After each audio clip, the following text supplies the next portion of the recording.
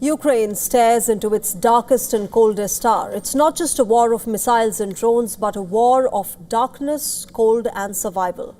At minus 19 degrees Celsius, even breathing indoors becomes visible.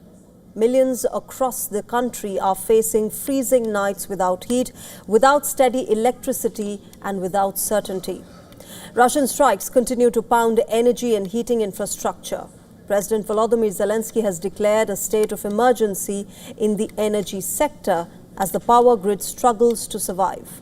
And to make matters worse for Ukraine, Zelensky has said that some West-supplied air defenses were out of ammunition. Now, Kyiv's mayor says that heating remains cut off to around 400 residential buildings. That number has come down sharply from nearly 6,000 after Monday's attack. But the crisis is far from over. The visuals alone tell the story. On your screens right now is not a blackout drill, not a ghost town, but the capital of Ukraine, where vast areas sit without electricity. Brought to its knees by winter and war.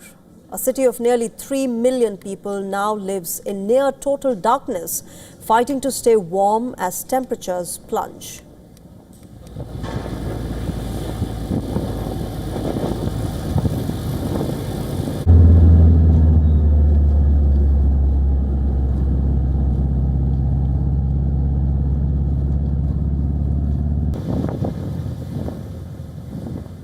Authorities say the attacks have forced blackouts and emergency power cuts across multiple regions. Repair crews work under fire while Ukraine leans heavily on air defenses and electricity imports to keep the grid from collapsing. We have had no heating, no water, no light. We can only have light at night, this night. It was from 1 o'clock in the morning until 4 in the morning. The water was cold. There is no heating at all. It's been a week of very harsh conditions, but we're okay. We'll endure it all. And yet we believe that we'll win everything. We'll fix everything.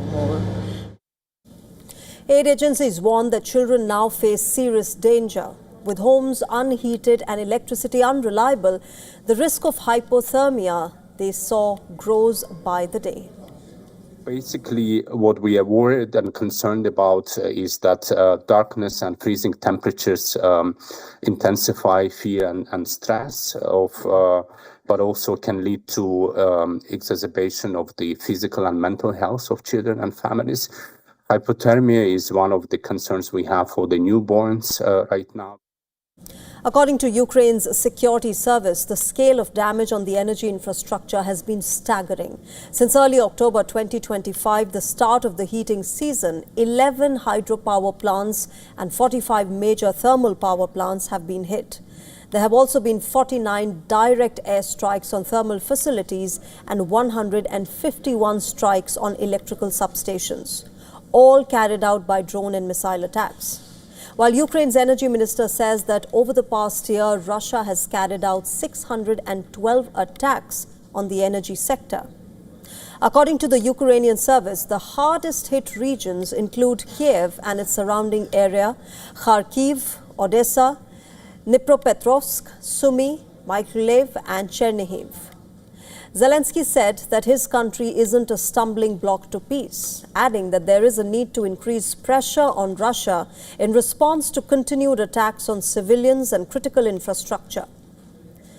Kremlin, on the other hand, hailed renewed interest from Italy, France and Germany in dialogue with Moscow as a significant shift. Russia also condemned Britain's plan to help Ukraine develop a Nightfall ballistic missile, calling it a step away from peace. Further warning that any future Western forces deployed in Ukraine would be considered legitimate targets. In fact, just a short while ago, Zelensky said that Ukrainian negotiators are en route to US for security guarantees talks. The Ukrainian delegation is currently on its way to the United States. If everything is finalized, if there is acceptance from the American side, because from our side, in principle, I believe that we are finished, and then it will be possible to sign during Davos.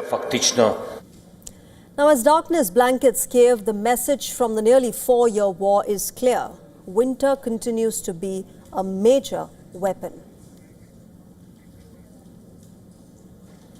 Meanwhile, Vladimir Putin's Oreshnik missile has got Europe in the crosshairs. President Emmanuel Macron has warned that France is within range with just minutes as a buffer for it to react. European capitals are now scrambling to match Russia's strike power. In fact, the French president has urged his European partners that they need to urgently acquire hypersonic missiles. Our next story brings you the latest.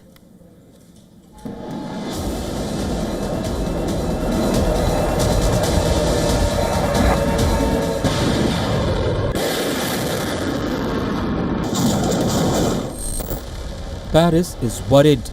A new Russian missile has rattled Europe's nerve center. President Macron is warning France could be minutes away from impact. Russia's new generation Oreshnik missile is sending shock waves through European capitals, and Paris is on the edge. French President Emmanuel Macron has warned that the missile has the range and the speed to strike France, forcing Europe to confront a brutal reality. Its skies may not be safe. Russia's Oreshnik is a high-speed maneuverable missile designed to overwhelm air defenses. Analysts say it can travel at hypersonic speeds, sharply reducing reaction time. From launch points inside Russia or Allied territory, the missile could reach Paris in minutes, leaving little room for interception. Oreshnik flies at speeds of 12,300 km per hour. It is stealthy and maneuverable, making it almost unstoppable. The massive range of over 5,000 km puts several European capitals in its range. This missile can reach London or Paris less than 10 minutes when launched from Belarus. France is now urgently pushing Britain and Germany to jointly develop new missile defense systems capable of shooting down Oreshnik. The message from Paris is clear. Europe cannot rely indefinitely on American systems. It must build its own shield.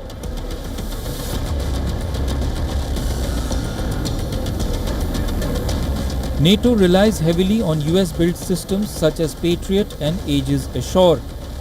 Germany is leading the European Sky Shield initiative, which includes Patriot, Israel's Arrow systems, and short-range defenses like Iris-T. These systems are effective against aircraft and some ballistic missiles, but hypersonic threats are a different beast. Oreshnik is designed to exploit those gaps. Its speed, low flight profile, and evasive maneuvers make interception far more complex. European officials fear that existing radars may detect it too late and current interceptors may not be fast enough. The warning from Paris is not about tomorrow's war. It is about preparedness, because in modern warfare, minutes matter, and in the age of hypersonic missiles, geography offers no comfort. For Europe, Oreshnik has changed the equation from distant threat to immediate danger.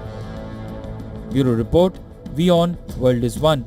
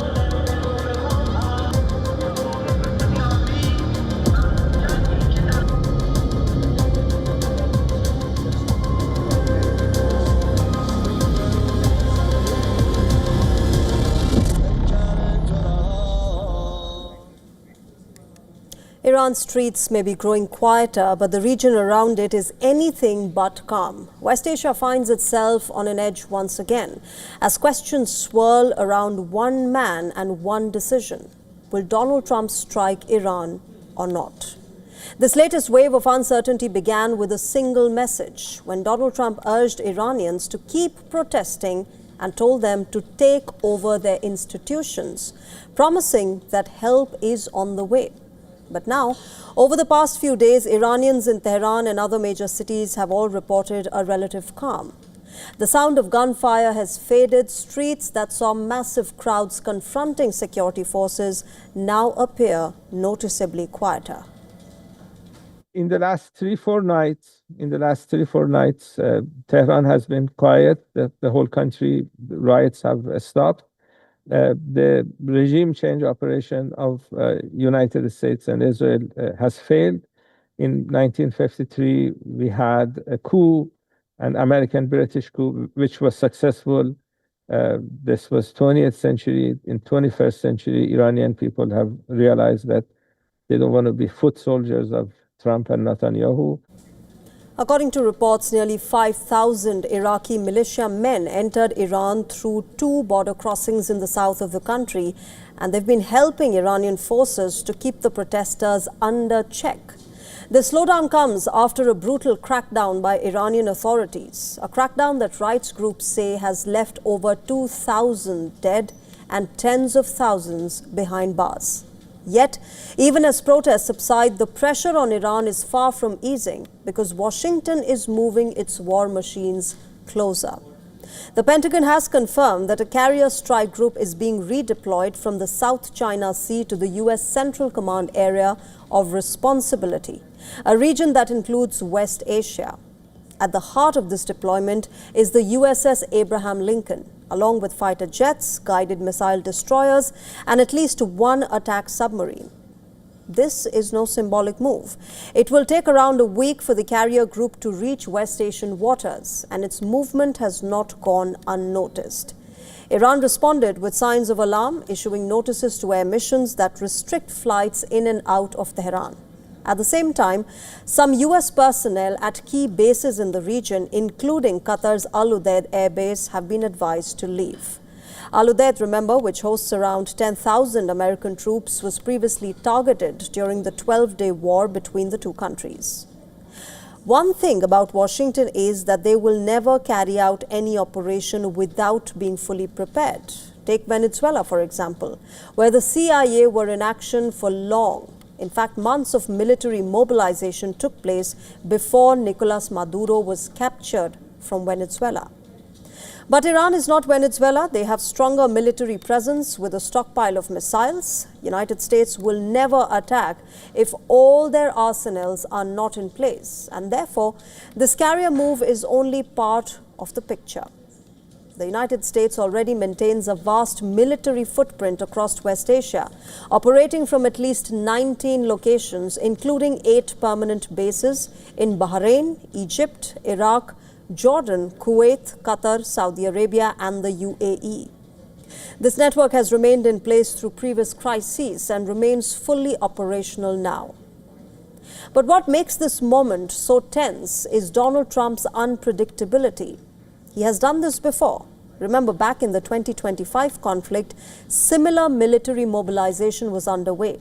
Carrier groups repositioned, bases quietly adjusted, diplomatic signals mixed with military preparedness. At the time, Donald Trump had publicly spoken of diplomacy even as strike plans were being prepared behind the scenes. Reports from Washington say that Trump himself remains unconvinced that any single strike would deliver a decisive result. So that calculation, whether to act now or to wait, is what keeps all sides guessing. So the streets of Iran may be quieter right now, but the region is loud with uncertainty.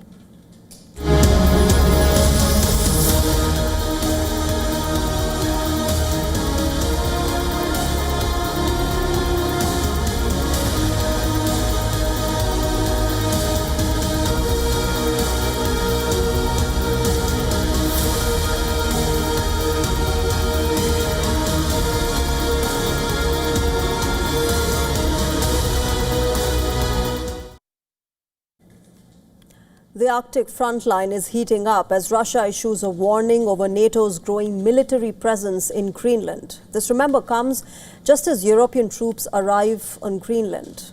Russia has criticized NATO's plans to step up military exercises in Greenland. It says the alliance is not interested in dialogue or cooperation in the region. Moscow, meanwhile, claims that it supports peace in the Arctic, but accuses NATO members of escalating tensions instead of resolving disputes constructively. Vladimir Putin's warning comes as Denmark and the government of Greenland confirmed that military exercise on the island will continue and expand in close cooperation with NATO allies. According to the Danish Ministry of Defence, these activities are planned through 2026 and could include guarding critical infrastructure, assisting local authorities and the police, receiving allied troops, deploying fighter aircraft in and around Greenland. It also includes conducting naval operations in the Arctic waters. On the ground, NATO's presence is already visible. Troops from several European countries arrived in Greenland for a short 2-day mission that aimed at strengthening the territory's defenses and demonstrating how quickly Allied forces can deploy to the remote island. France, Germany, Sweden and Norway are all taking part in this operation. Germany has deployed a small reconnaissance team.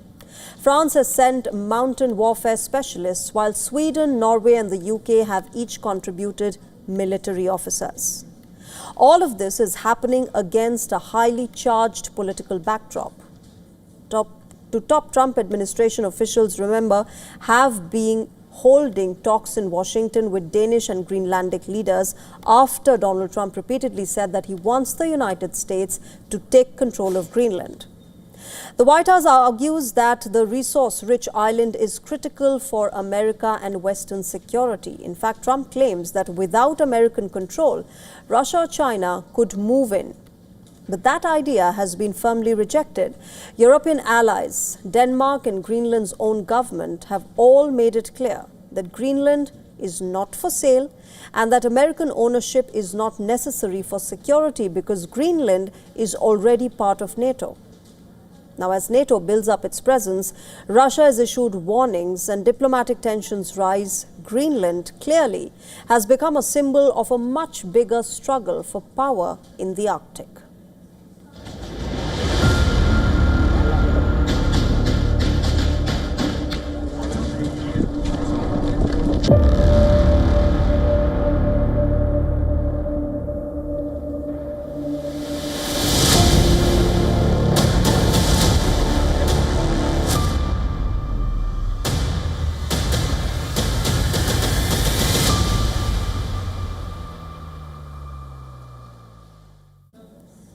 From one war to the other, Israel is facing a mounting mental health crisis within its military. After 2 years of the war in Gaza, new data from Israel's defense ministry and major healthcare providers shows a sharp rise in the post-traumatic stress disorder, depression and suicide attempts among Israeli soldiers and reservists. And the numbers are shocking. Since September 2023, PTSD cases among Israeli troops have risen by nearly 40%. Officials now warn that this figure could surge by as much as 180% by 2028. These numbers are clearly worrisome for Israel because it remains engaged at multiple fronts in Gaza, southern Lebanon and Syria, with tensions now also simmering once again with Iran. For Israel's military, the war has become not only a battlefield challenge, but a psychological one as well. The scale of deployment has been unprecedented in recent decades. In the 2 years of Gaza war, Israeli forces clashed repeatedly with Hezbollah across the Lebanon border. While maintaining operations in Syria, Israeli officials say that more than 1,100 service members have been killed since then. Israel's defense ministry says that of more than 22,000 troops currently being treated for war-related injuries, roughly 60% are suffering from post-traumatic stress. Healthcare provider Maccabi reported that nearly 4 in 10 Israeli military personnel under its care sought mental health support in 2025. More than a quarter reported symptoms of depression, and the crisis is now visible in the suicide statistics as well. An Israeli parliamentary report found that between January 2024 and July 2025, at least 279 soldiers attempted suicide. That was a sharp increase from the previous years. Combat soldiers accounted for 78% of all suicide cases in 2024. Mental health professionals say that soldiers are grappling with two overlapping forms of trauma. The first is fear, the fear of death, a fear that does not fade even after returning home. And the second source of trauma is moral injury. Psychologists describe this as the damage done to a person's conscience when their actions, even under orders or in combat, violate deeply held moral beliefs. And then, access to care remains a major hurdle. To receive official recognition and long-term support, Israeli soldiers must appear before a Defense Ministry assessment committee, a process that can take months. Trauma professionals say that the delays discourage many from seeking help. Israeli Defense Ministry says it has expanded mental health budgets, increased staffing, and widened access to alternative therapies. But the demand is outpacing capacity. Israeli forces remain deployed across more than half of Gaza, despite intermittent ceasefires. Troops continue to occupy parts of southern Lebanon as well, under a separate US brokered arrangement. Israeli soldiers are also stationed in expanded zones in southern Syria. Now, with tensions rising again between Israel, Iran, and the United States of America, the prospect of further escalation remains real. And for Israel's military leadership, the challenge is no longer just about winning battles, but preventing a long-term psychological collapse among those who are sent to fight them. Because even as the guns fall silent on some fronts, the trauma of war is proving far harder to contain. And moving on, coming up on Gravitas in a short while from now, after nearly 30 years, the Thakres in Maharashtra have lost dominance in the BMC after losing to the alliance of Bharatiya Janata Party and Shiv Sena. We get you more on this.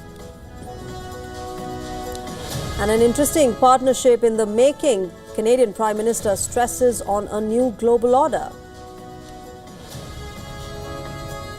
We also get you more on how the longest gap in nuclear testing may have eased fears, but uncertainty still looms large in the world.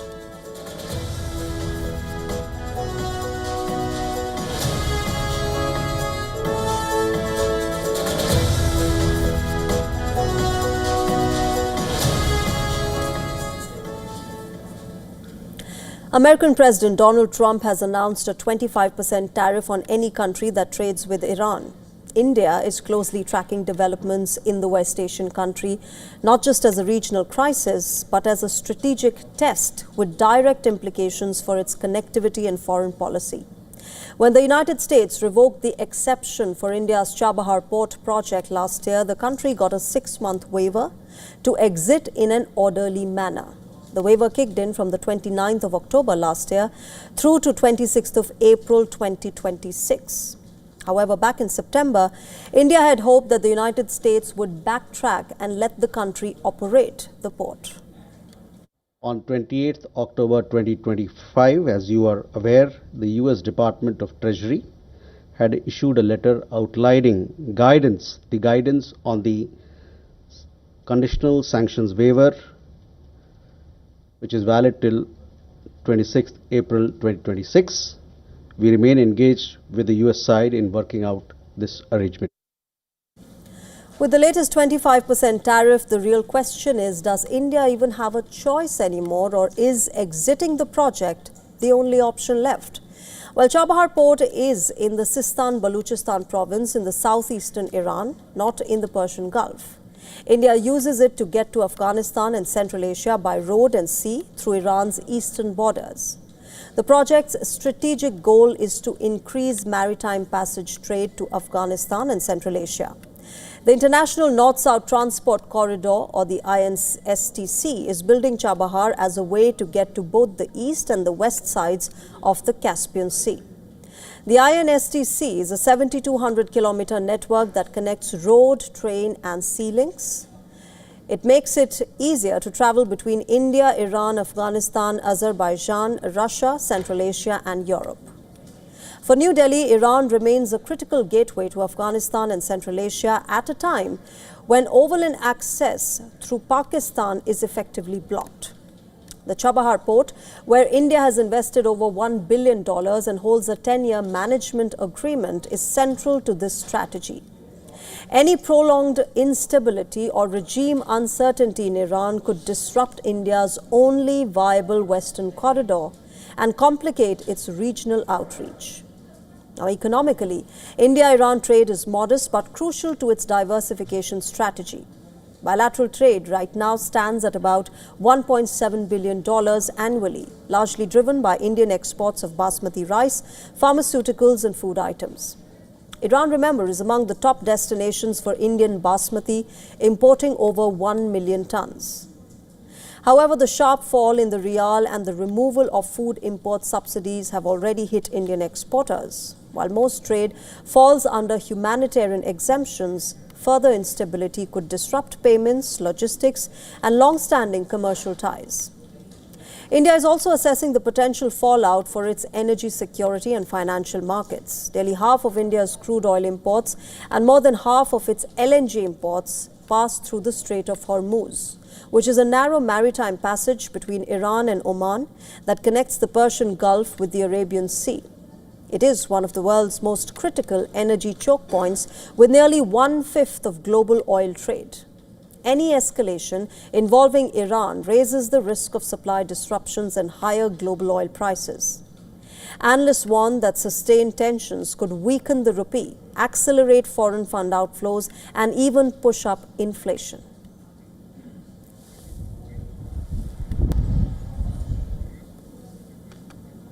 Moving on, the global balance of power is shifting into the subatomic realm. Beijing is no longer just chasing conventional supremacy. It is weaponizing the fundamental laws of physics. The era of quantum warfare has arrived, and the rules of engagement are being rewritten in silence. Take a look.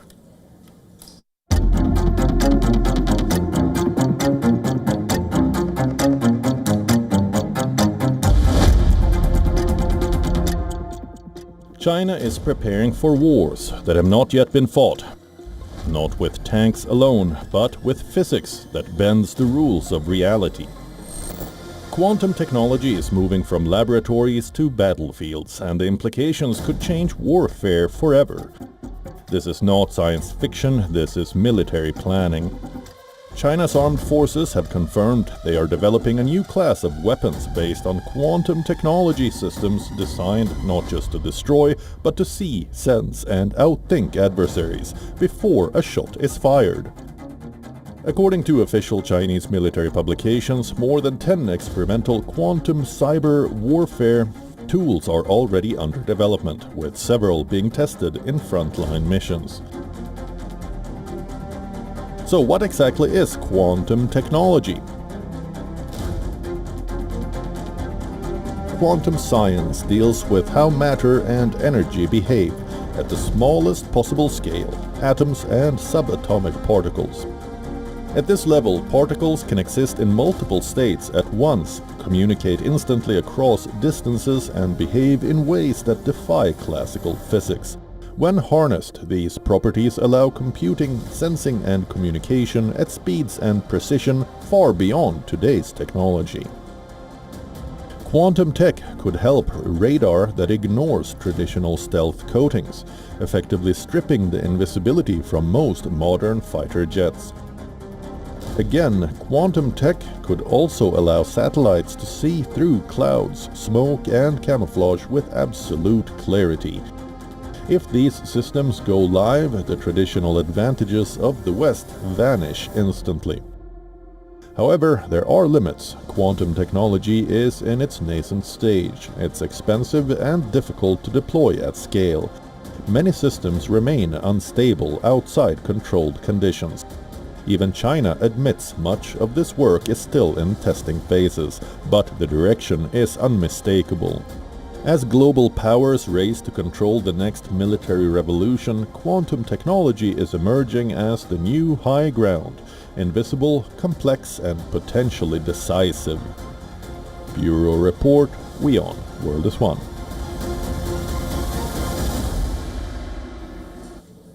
Well, shifting our focus now, ties between Canada and United States are frayed. Trump's tariffs have now compelled a shift on the geopolitical chessboard. Even as the US president is seeking to corner Beijing, Canada has signaled a new world order by forging a new strategic partnership with China. Holding talks with Chinese President Xi Jinping in Beijing, Canadian Prime Minister Mark Carney stressed that their new partnership will yield historic gains by leveraging each other's strengths. This is, remember, the first visit by a Canadian PM to China in 8 years. Now, this new partnership will focus on 5 key areas. It includes clean energy, agriculture, multilateralism, public safety, and cultural ties. Carney also stressed that the progress made with China is a stepping stone to a new world order. I believe the progress that we have made in the partnership sets us up well for the new world order.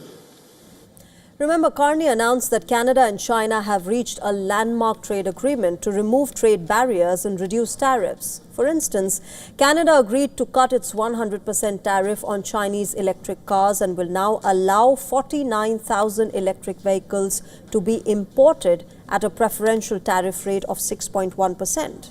And in return, China will lower tariff on the Canadian canola seed. China used to be the largest market for Canadian canola seed. We want to not just return to those levels, but to surpass them. And so I'm pleased today to announce that Canada and China have reached a preliminary but landmark trade agreement to remove trade barriers and reduce tariffs. By March the 1st, Canada expects that China will lower tariffs on Canadian canola seed to a combined rate of approximately 15%. Meanwhile, Chinese President Xi Jinping observed that relations between the two nations contributes to global peace, stability, and development. The sound and stable development of China-Canada relations serves the common interests of our two countries and contributes to global peace, stability, and development. I'm willing to work together with you to promote China-Canada relations onto a path of healthy, stable, and sustainable development with a sense of responsibility toward history, the people, and the world to better benefit the people of both countries.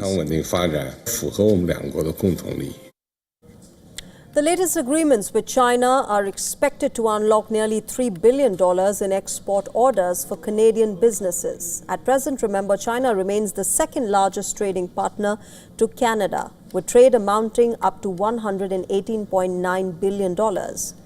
Canadian visitors can now enter China without a visa as well. Canada's overture to China, remember, comes at a juncture when Donald Trump has publicly suggested that it should become the 51st state of United States. He's also imposed a 35% tariff on Canada last year. With Canada being the only G7 country to not have reached a trade deal with America yet, America's next move will be awaited. Shifting our focus, conflicts are raging across the world. The nuclear threat remains real. However, a significant milestone which augurs well for peace has been achieved this week. The world has now gone the longest time without a nuclear test since the dawn of a nuclear era on the 16th of July in 1945. On that fateful day, America had conducted the first ever nuclear test in New Mexico, leading up to the atomic bombing of Japan. The world's last nuclear test was conducted by North Korea in September 2017. The previous longest period without a test was from May 1998 to October 2006, when North Korea had conducted its first nuclear test. Now let's look at the status of nuclear testing globally. Overall, 2,056 nuclear tests have been conducted so far. United States accounts for over half of these 1,030 explosions. Although Russia ranks a close second with 715, its last official test happened in October 1990. Europe is also not far behind in the nuclear race. For instance, France carried out 210 tests, followed by the UK with 45. In Asia, China became the first country to become a nuclear power back in 1964. India and Pakistan joined this club later and even faced Western sanctions for their 1998 nuclear tests. However, recent moves of United States and Russia have reignited fears of nuclear test resumption. President Trump stirred a hornet's nest last year when he instructed the U.S. Department of War to begin testing nuclear weapons. He justified this move by accusing China, Russia and Pakistan of conducting clandestine tests. This triggered an immediate counter-reaction from Russia. President Vladimir Putin told the Kremlin officials to draft proposals for possible resumption of nuclear weapons testing. As I stated in the address to the Federal Assembly in 2023, if the United States or other states parties to the relevant treaty conduct such tests, then Russia must also take appropriate reciprocal actions. Now, the numbers, remember, depict the situation's gravity. As per SIPRI, Russia has world's largest stockpile of nuclear weapons with over 4,300 warheads, whereas US has 3,700 weapons. The possible lapse of START treaty, which limited the nuclear warheads that the US and Russia can deploy to 1,550, is a cautionary tale. The nuclear danger is clearly far from over.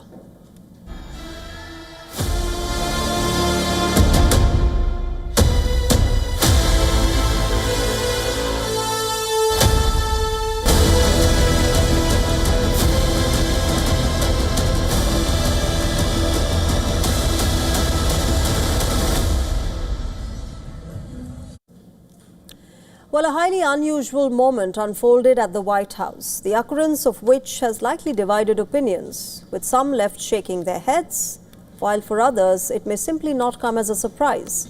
When its well-known opposition leader, Maria Corina Machado, has given her Nobel Peace Prize medal to US President Donald Trump in what she called a symbolic gesture of gratitude and support for his actions in Venezuela. In a meeting with Trump, Machado presented him with the actual gold Nobel medal that she was awarded in 2025. The White House later confirmed that Trump plans to keep the medal. Donald Trump took to social media shortly after his meeting, writing that Machado presented me with her Nobel Peace Prize for the work I have done, and called the gesture one of mutual respect. Machado herself described the encounter as excellent and said that giving the medal to Trump was a recognition of what she termed is his commitment to the freedom of the Venezuelan people.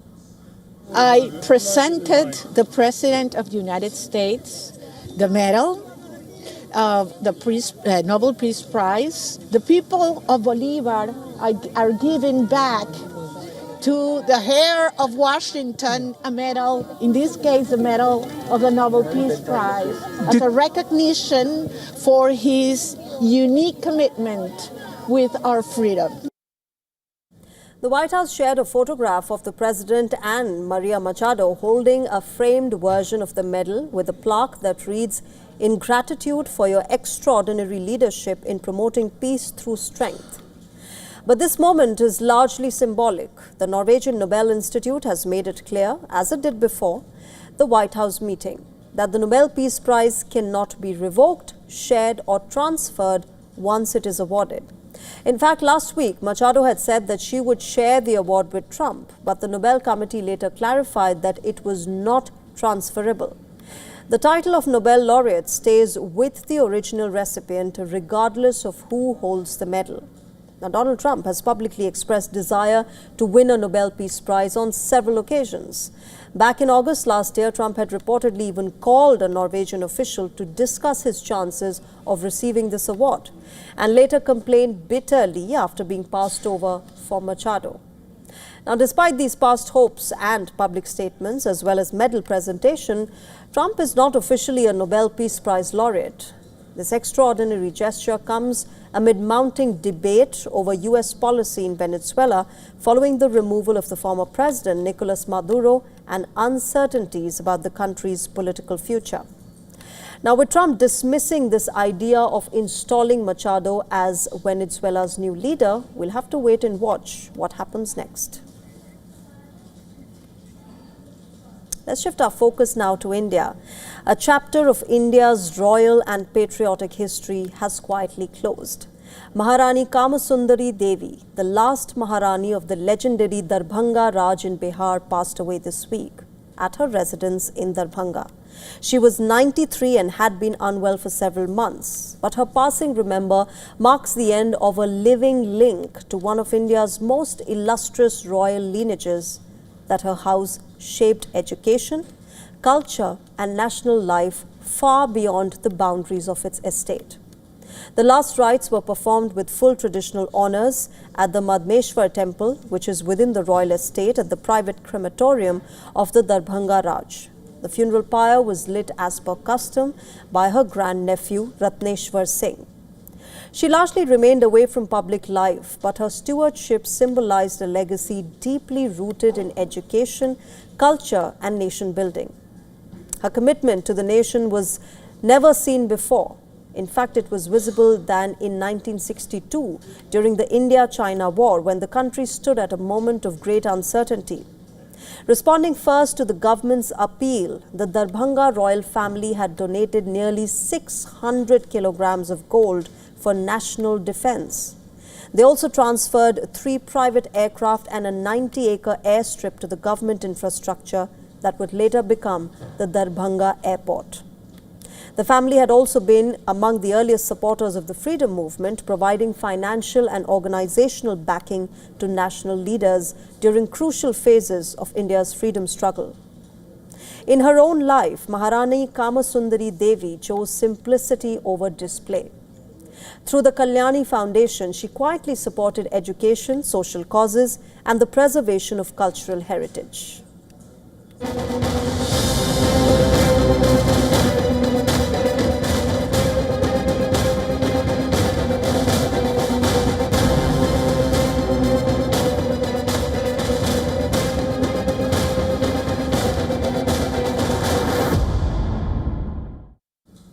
For years, the Harvard University was considered the world's most productive research university. In fact, American universities held prestige and attracted students from around the world. Well, that era may now be ending, because according to the latest Leiden rankings, which measure academic output based on research papers and citations, Harvard has fallen to number 3 in world rankings, and the universities which are moving up the fastest in the list are not other American universities. They are Chinese universities.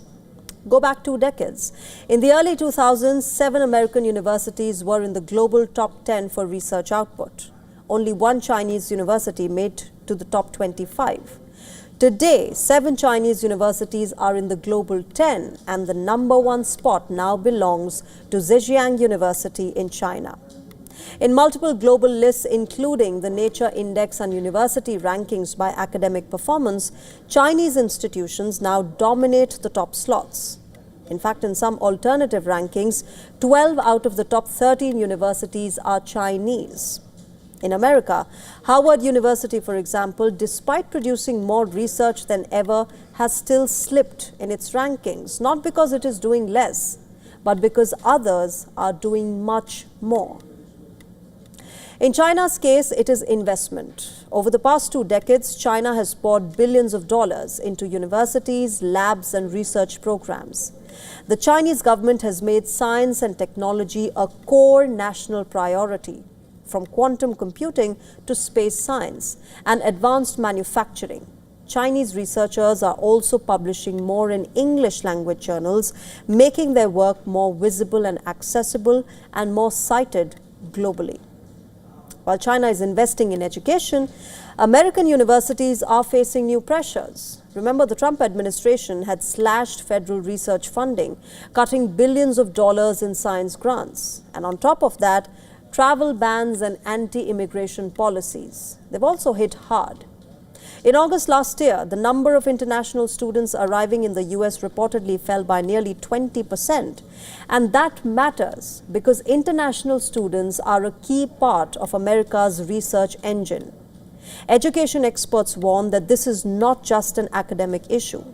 Research universities power innovation. They drive breakthroughs in medicine, in energy, in defense, and in technology. When universities fall behind, countries lose their competitive edge. It's a tale as old as time. The Chinese leadership knows this and it is working towards it. In fact, President Xi Jinping has openly said that global power today depends on scientific dominance. To be sure, yes, the United States still has some of the world's best universities. Harvard remains #1 in highly cited papers, and American schools continue to lead in medical and biological sciences. But this gap is narrowing. The warning signs may not show up immediately because research takes years to turn into actual results.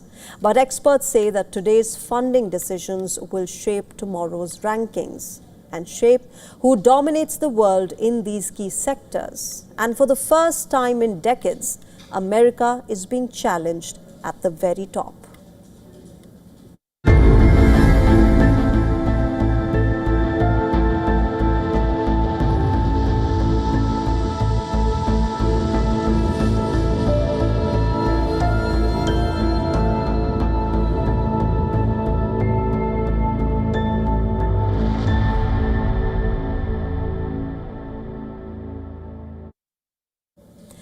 We've all been there. The cab is late. One of us wants to reach the airport 3 hours early. The other is still hunting for a charger. And even before the holiday has begun, the arguments have begun. Airports tend to bring out this strange power, turning couples into temporary enemies, whether it is about last-minute duty-free shopping, long queues, or simply who's walking too fast. But now, a surprisingly simple idea is going viral. And couples claim that it is saving their trips. The social media trend has a misleading name. It's called airport divorce. And no, this is not what you think. There is no breakup or ending of relationship that is happening. But this is a temporary, guilt-free split designed to keep the peace before the takeoff. The concept is basic.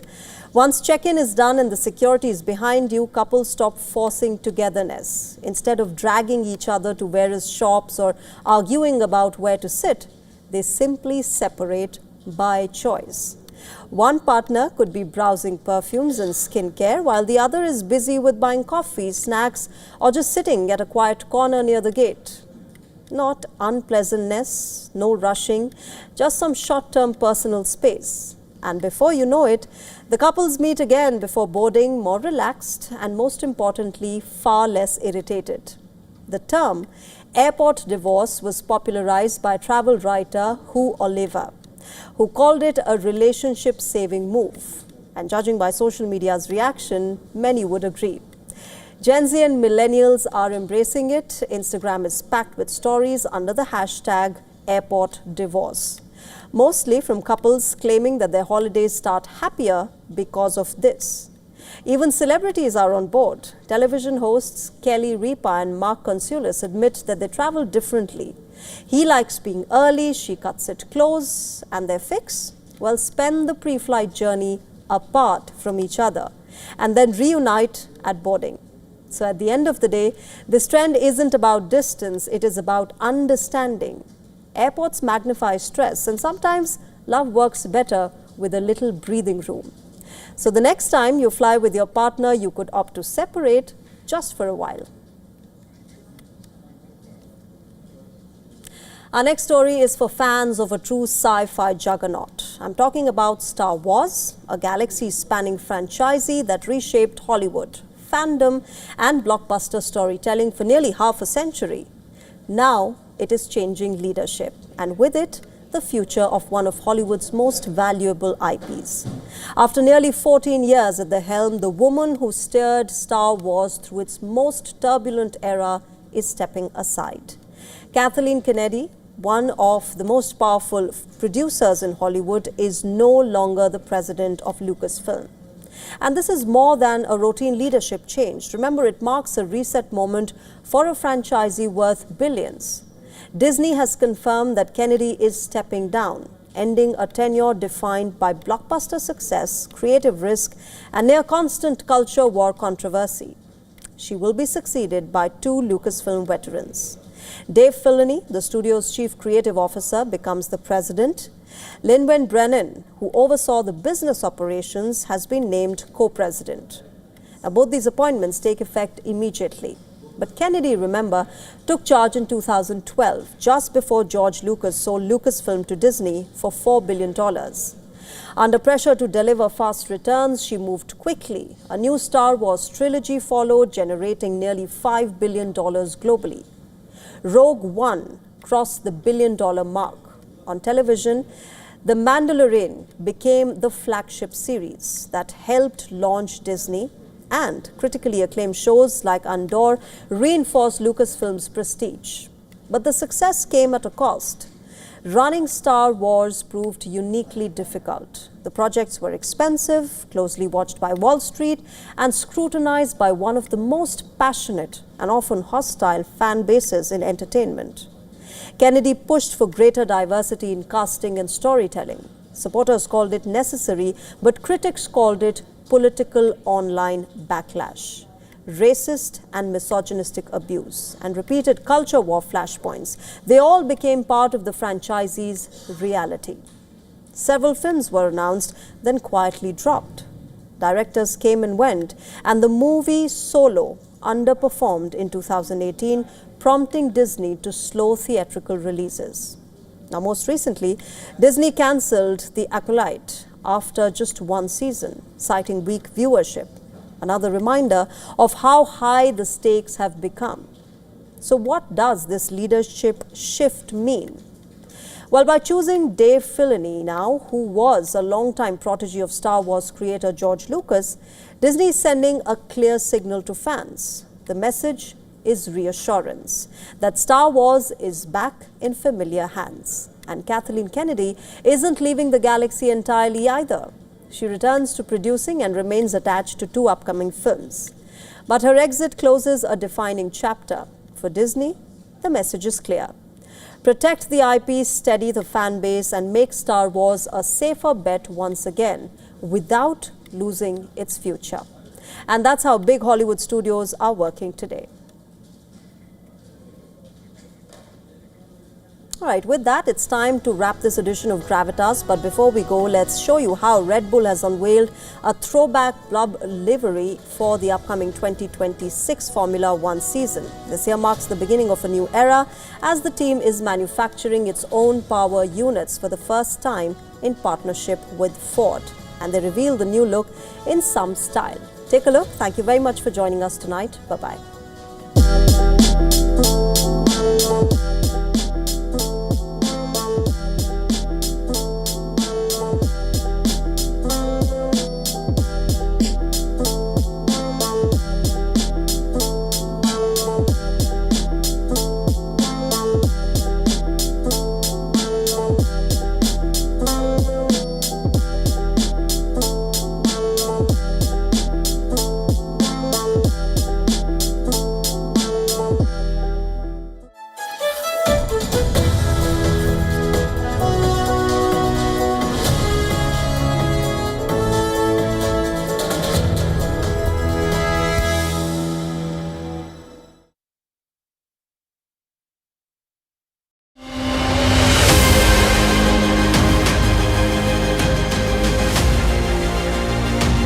This is our brand new edition of South India, a daily dynamic show that will capture the pulse of the southern Indian state.